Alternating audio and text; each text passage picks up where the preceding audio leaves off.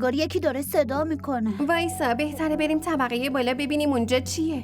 نه خیر، بالا تاریکه، من نمیام بالا. دیوونه شدی؟ آخه کی تو خونه خودش میترسه؟ اینجا خونه خودمونه. از چی میترسی؟ باشه تو اینجا بمون، من میرم برمیگردم. بیا، انگار مامان داره صدامون میکنه.